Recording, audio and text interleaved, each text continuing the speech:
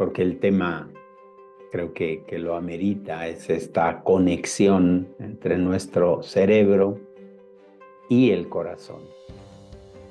Corazón y cerebro, que siempre hemos pensado, bueno, creo que al menos desde que yo tengo uso de razón, siempre nos decían, es que hay que conectar, ¿no? Hay que conectar. Hoy día se dice que tenemos que tener como esa congruencia entre el corazón y el cerebro. Y que nos vamos dando cuenta de la importancia que tiene.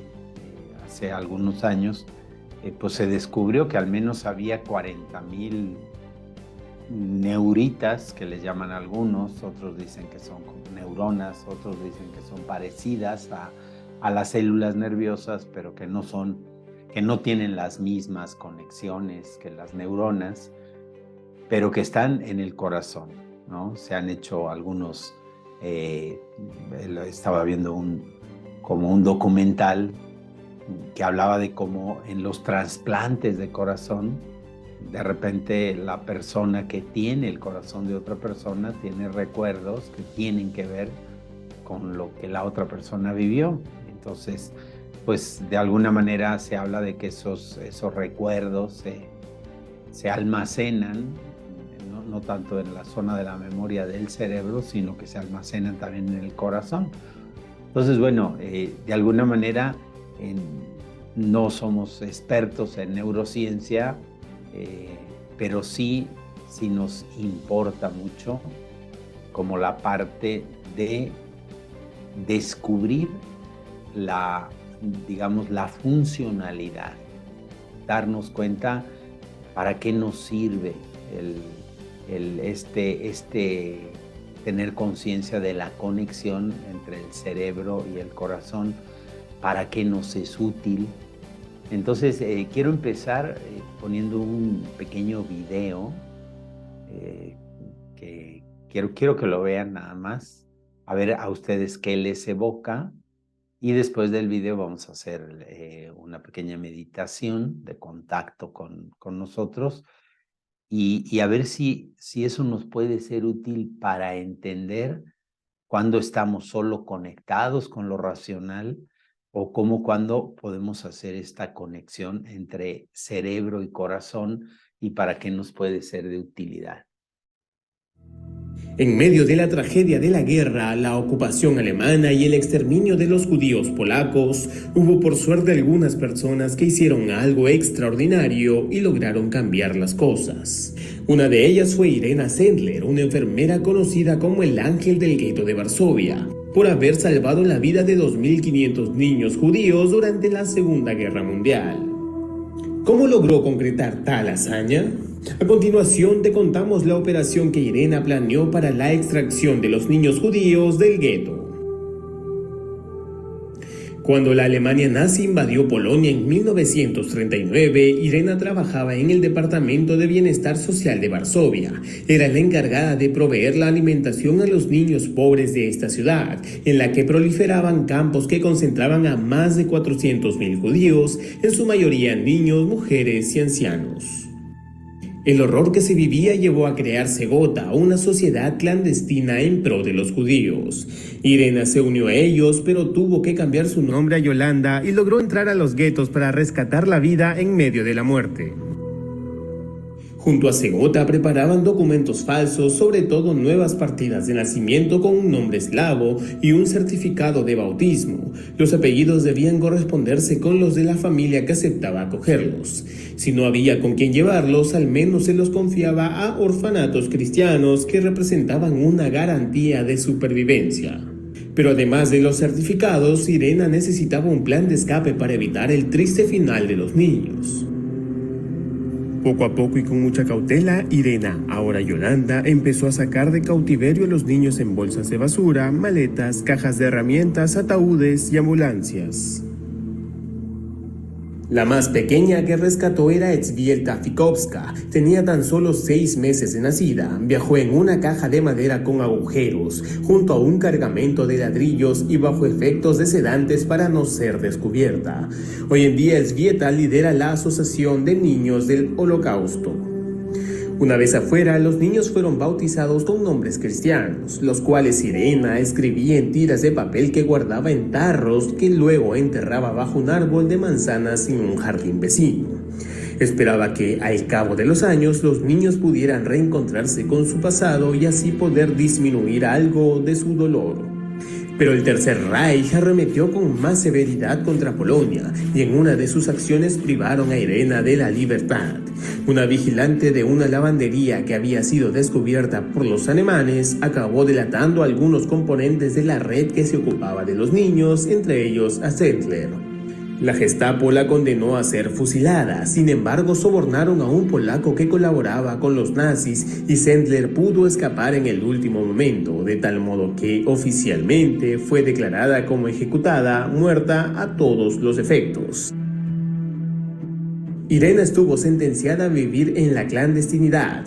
La enfermera Sendler pudo al menos abrir el tarro con los nombres de los niños salvados, ubicando a muchísimos de ellos, quienes le agradecieron la oportunidad que les brindó de sobrevivir y tener una familia con la cual crecer. Los niños rescatados por Irena han comentado que deben sus vidas a la señora Sendler. Mi madre judía me dio la vida y mi madre polaca me la salvó. Irena siempre recibió con mucha modestia los halagos y honores que se le otorgaban. Cada niño salvado con mi ayuda y con la de mis colaboradores es la justificación de mi existencia y no un título para la gloria. No somos una especie de héroes, por el contrario, yo sigo con remordimiento de conciencia por haber hecho muy poco. La nominación al Premio Nobel, libros biográficos, obras de teatro y su vida llevada al cine en la cinta The Courageous Heart of Irena Sendler no son nada más que reconocimientos que se han otorgado a su prestigiosa e invaluable obra humanitaria. En el tiempo perdurará su ejemplo en millones de personas que nos conmovemos al reconocer en ella a una valiente enfermera, con una voluntad inquebrantable y un deseo ferviente de servir a los demás.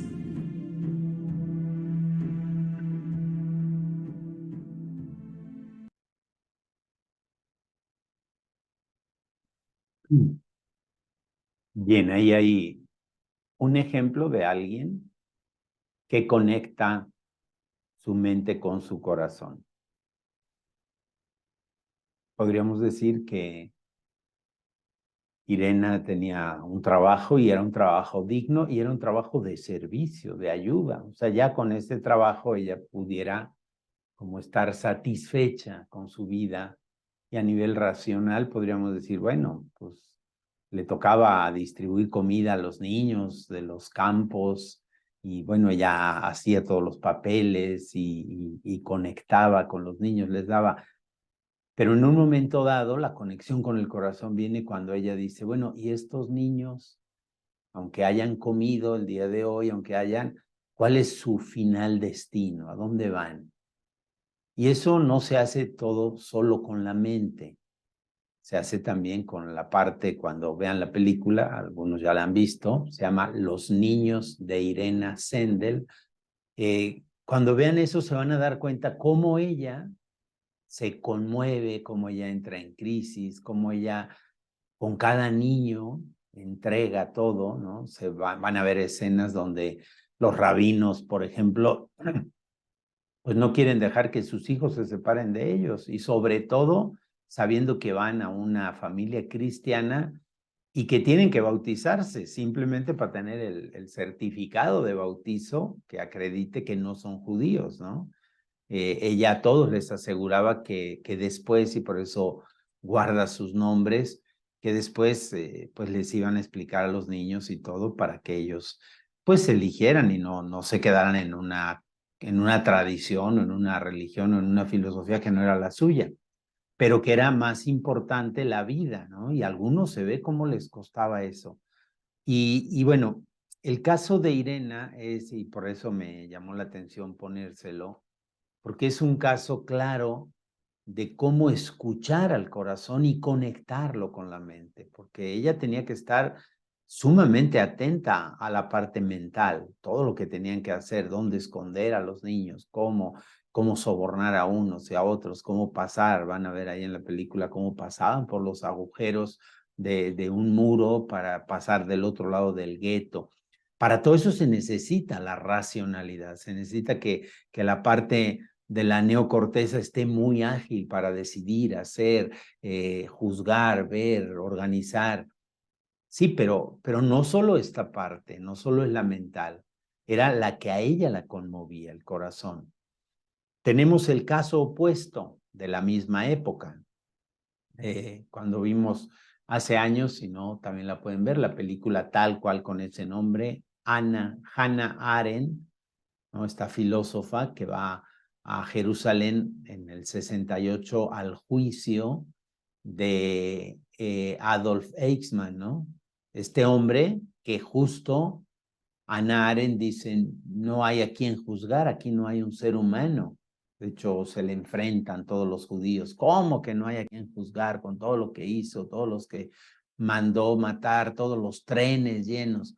Y cuando le preguntaban eso, bueno, pero usted sabía dónde iban esos trenes. Él dijo, yo era militar, yo obedecía, yo cumplía órdenes, sí, pero yo simplemente hacía que los trenes llegaran a tiempo al lugar donde iban. Sí, pero usted sabía las listas, todo, sabía que iban al campo de concentración, sabía a qué iban, sabía que iban a hacer allá muertos, que iban a... No me tocaba pensar eso, ¿no? Ahí ven la desconexión total entre el corazón y la mente. Una mente totalmente racional, muy obediente. Por eso luego se cuestionó, se hicieron varios estudios sobre la obediencia, ¿no? Sobre el daño que hace la obediencia mal entendida, ¿no? La obediencia sin cuestionar, sin tocar el corazón. Entonces, bueno, aterrizando a lo que nos toca a nosotros dentro de esta biografía invertida, que es, bueno, cómo siento y cómo alimento ese sentimiento a través de mis pensamientos, pues hoy nos toca darnos cuenta de que hay esa conexión y que conectar, estaba escuchando tanto a Nazaret Castellanos como a otra persona que habla también de esa conexión, que siempre les hacen la misma pregunta, ¿y cómo se hace? Porque todos estamos de acuerdo que es muy importante conectar mente y corazón, pero todos dicen, ¿y cómo hacemos, no? Y como estamos acostumbrados a lo racional, pues queremos una fórmula racional que nos diga, pues mira, A, B, C, D, primero haces esto, después esto, y así con eso conectas.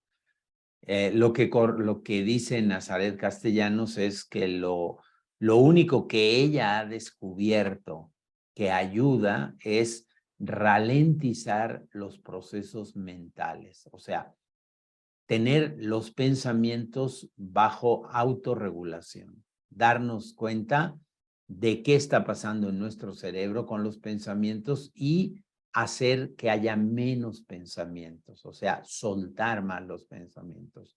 A eso, pues ella le llama meditación, algunos le llaman silencio, otros le llaman contemplación, pero es decir, solo estando en contacto máximo contigo mismo es como puedes lograr que la conexión o las conexiones entre el corazón y el cerebro se hagan más fuertes. Otra cosa que han descubierto en la neurociencia es que el cerebro hace más caso a los premios que a los castigos, o digamos que hace caso, por ejemplo, si yo digo cuando, ay, qué tonto soy, no sé meditar, otra vez me distraigo, estoy muy distraído, no puede ser, tanto tiempo que llevo y otra vez me distraigo. Eso es un castigo que nos damos. Y entonces lo que hace el cerebro es a eso que escucha, darle atención. Entonces, si está escuchando que tú eres tonto, que no sabes meditar, pues lo que hace es poner más pensamientos. Sin embargo, si compasivamente tú vuelves, compasivamente no significa de manera ignorante, no significa de manera de decir, no pasa nada, no es negacionista. Compasivamente significa que amablemente te das cuenta y dices, me fui a otro pensamiento, regreso a la respiración. Entonces, regreso a entrar en contacto con mi respiración. Cuantas veces me vaya, cuantas veces me distraiga, regreso amablemente.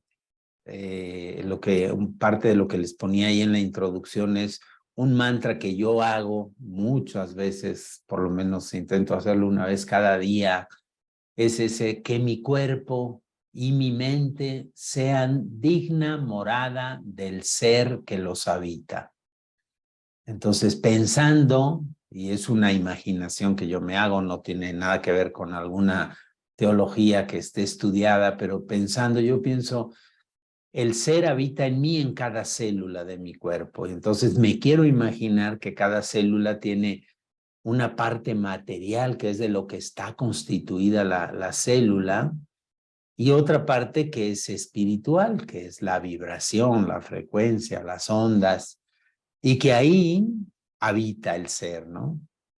Que también sé que es una manera de intentar describir algo que no tiene descripción, pero bueno, a mí me es útil porque cuando respiro digo, a todas las células de mi cuerpo llega el oxígeno que tiene que llegar. Por tanto, que todo mi cuerpo sea digna morada de ese ser, que el ser se sienta bien ahí, que el ser que habita en mí, no mi cuerpo, el ser que habita en mí, se sienta bien en mi cuerpo y se sienta bien en mi mente. Por tanto, eso me ayuda a que mi pensamiento sea un pensamiento adecuado para que, si de veras la idea que puedo tener de Dios entra a mi pensamiento, ahí se sintiera en sintonía, se sintiera en armonía, que dijera, aquí estoy bien, aquí estoy a gusto, así es como quiero.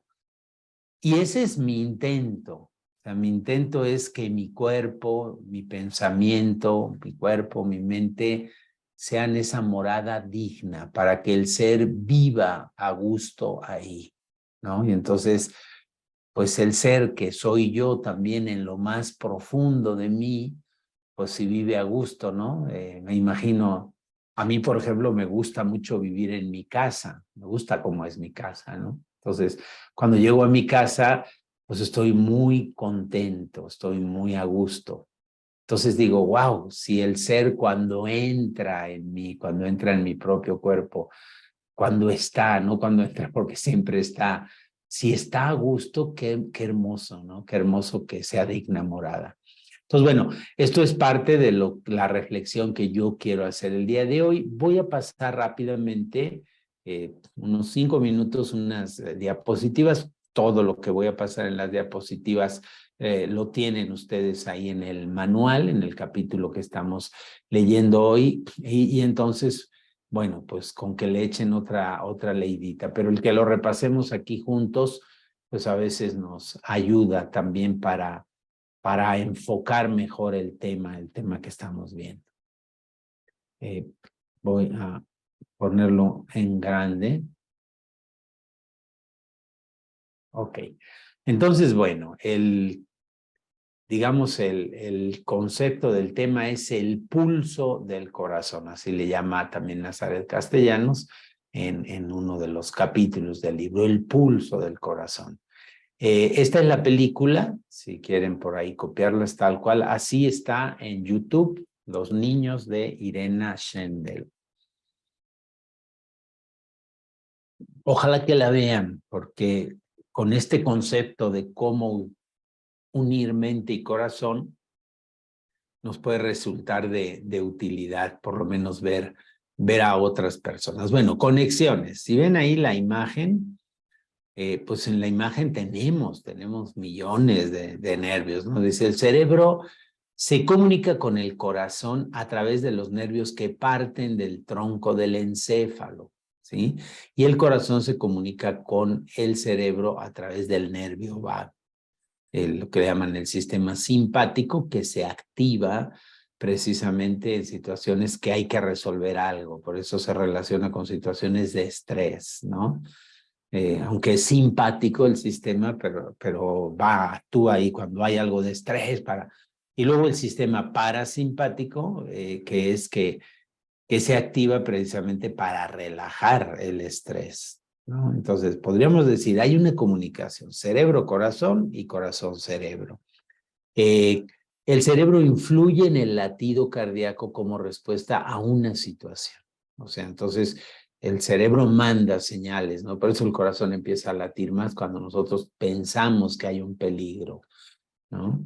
En el siglo XVIII, Julius Rucco define el pulso corno como el medio, perdón, ahí estaba equivocado, de comunicación entre el cuerpo y el médico, ¿no?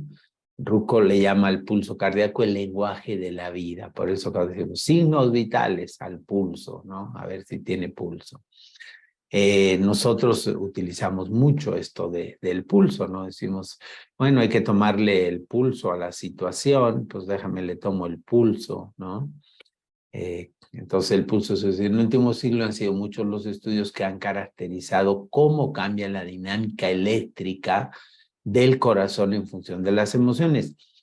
Esto era algo que escuché en una conferencia una persona simpática que al presentar a la ponente decía, bueno, estamos aquí con un pequeño retraso de 2300 años, ¿no? Porque pues los tibetanos todo esto ya lo habían descubierto en la psicología tibetana, pues se habla precisamente de todos esta relación entre el cerebro y el corazón. Aquí nos explica lo del sistema simpático y el sistema parasimpático, el sistema autónomo, ¿no? Que ahí René nos puso dos imágenes que lo dicen todo, ¿no? La frecuencia cardíaca es menor cuando nos divertimos que cuando tenemos enojos o simplemente nos aburrimos. La alegría ralentiza el corazón, es un poco de lo que les decía de la sonrisa. Es muy importante aquí que tengamos en cuenta que, bueno, de este concepto, que yo no lo sé explicar muy bien, ¿no? La variabilidad de la frecuencia cardíaca. Es así como lo entendí, se los digo, es como salir de la monotonía en la relación entre el corazón y el cerebro, salir de la monotonía, ¿no? Dice, la característica más relevante del corazón es la variabilidad de la frecuencia cardíaca. Hay que aprenderse este nombre o esta sigla. Se trata de la medida cardíaca estrella para la neurociencia. Entonces, esto se ve en el pulso. Entonces, la idea es que, por ejemplo, si tú haces ejercicio, pues tu pulso aumenta, ¿no? Aumenta, se acelera tu respiración, se acelera también el número de pulsaciones, el número de la frecuencia cardíaca. Luego te tranquilizas. Cuando meditas, por ejemplo, cuanto más calmada está la mente, las señales que le manda el cerebro al corazón, por eso la importancia para esto de la meditación, es que ralentiza. Al ralentizar también hace más tranquilas las pulsaciones.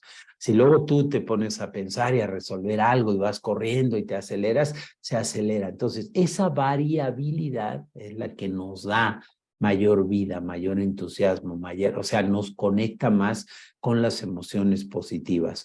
Si pueden, lean un poquito más sobre esto de la variabilidad para que luego me enriquezcan también a mí, ¿sí? El corazón es un rey, no un dictador, dice Nazaret Castellanos, ¿no? Que por fin ya en la neurociencia pues le han dado también su reconocimiento al corazón a través de estas neuritas que se han ido descubriendo, ¿no? La alegría, nosotros nos vamos quedando con estas partes, ¿no? Que aunque están sacadas de su libro de neurociencia, pero bueno, para nosotros nos ayudan a lo práctico, porque eso es lo que buscamos. No buscamos tanto saber muchísimo de neurociencia, sino pues entender, ¿no? La alegría incrementa la variabilidad de la frecuencia cardíaca, el miedo y el enojo la disminuyen, pero también hay una estrecha relación entre la variabilidad y la cognición. Entonces, o sea, saber que sí está relacionada, que sí tiene que ver y que sí podemos nosotros ser los que la controlen, ¿no? Decía ese médico suizo, déjame oírte hablar y te diré cómo es tu corazón, ¿no? Bueno, dice, esta teoría representa la explicación anatómica de por qué podemos controlar conscientemente nuestro corazón y lo hacemos a través de la atención. Con esto termino porque, bueno, precisamente esta parte de lo que llamamos mindfulness, de lo que llamamos todos los ejercicios, como por ejemplo la meditación que hicimos hoy, es un escaneo corporal. Hay muchas maneras de hacerlo, pero cuando estás en contacto con tu cuerpo, simplemente en contacto, o sea, detectar, no tienes que juzgar, no tienes que decir, ay, sí, está mal, a ver, voy a quitarme este dolor, no. Simplemente vas lanzando tu atención a las partes del cuerpo y descubriendo cuáles son las sensaciones, ¿no? Entonces, que en tu cuerpo te pica, que tu cuerpo suda, que tu cuerpo está frío, que un pie siente el arco más profundo que otro, si estás acostado, por ejemplo, que donde está tocando tú, en fin, es contacto con el cuerpo. Simplemente eso, ese poner atención ayuda a la variabilidad de la frecuencia cardíaca. Entonces, lo que nosotros podemos hacer de práctico, hasta donde yo voy entendiendo, es poner mucha atención. Para poner mucha atención, pues el mejor método es meditar y meditar sobre todo con la respiración. O sea, que la respiración sea el centro al que constantemente regresemos, ¿sí? Entonces yo estoy meditando, pongo atención a la respiración, de repente se me va, ¿no? Se me va el pensamiento o se me va la atención detrás del pensamiento, amablemente, sin decir ya me distraje otra vez, ¿no? Precisamente poner atención y distracción, ¿no? El dis es que la atracción va para un lado y la atracción, ¿no? Cuando digo, ¿por qué me fui? ¿Por qué se me fue la atención? Porque hubo algo más atractivo para mi mente.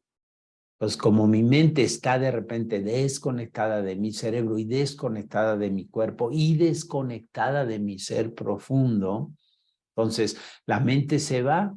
Cuando me doy cuenta, respiro, vuelvo la atención a la respiración y entonces ya no estoy en la mente. Por eso puedo regresar al cuerpo, regresar a la respiración, poner la atención a mí y cuando yo voy aprendiendo más a estar en contacto conmigo mismo, descubro más el ser que soy. O sea, descubro más ese, pues sí, ese ser profundo, ese ser esencial. Entonces, bueno, la sesión de hoy pues tiene esta finalidad, la conexión mente-corazón, la conexión entre física, entre los latidos, la importancia que tiene la frecuencia cardíaca. De ahí también la importancia de, por ejemplo, hacer ejercicio y meditar. Al meditar, logro como que mi cuerpo esté atento al cuerpo, logro esa ralentización, logro una frecuencia cardíaca más ligera, logro que las ondas sean unas ondas de una frecuencia más grande o más pequeña, o sea, logro variabilidad. Luego voy a caminar, camino un poco rápido, ¿no? Me acelero un poco, subo una cuesta, veo que me cuesta, entonces hay una variabilidad. Salgo también de la monotonía y entonces entro en una, digamos, en una sintonía diferente. Todo esto nos lo va enseñando la neurociencia y la conexión con el interés que nosotros tenemos en vivir mejor, en vivir más felices, pues es que a través, sobre todo de lo que se ha descubierto, es a través de la meditación, del silencio, del contacto, de la atención plena, de la atención a nuestro propio cuerpo, de lo que le llaman la conciencia corporal, y todos estos son los ejercicios, ¿no? Entonces, ustedes lo han vivido muchos, por ejemplo, cuando hacen las sesiones de musicoterapia, por una sesión de musicoterapia puedo irme a otros mundos, a otras cosas, me voy, disfruto y luego me quedo de otra manera. Mi cuerpo está de otra manera, mi mente está de otra manera, puedo conectar mejor ¿no? Es impresionante cómo a veces en reuniones donde conectamos con nosotros mismos en poquito tiempo, pues nos podemos decir, te aprecio, te quiero. O sea, ¿por qué? Porque vemos cosas en el otro que en el ruido, lo cotidiano, no descubrimos.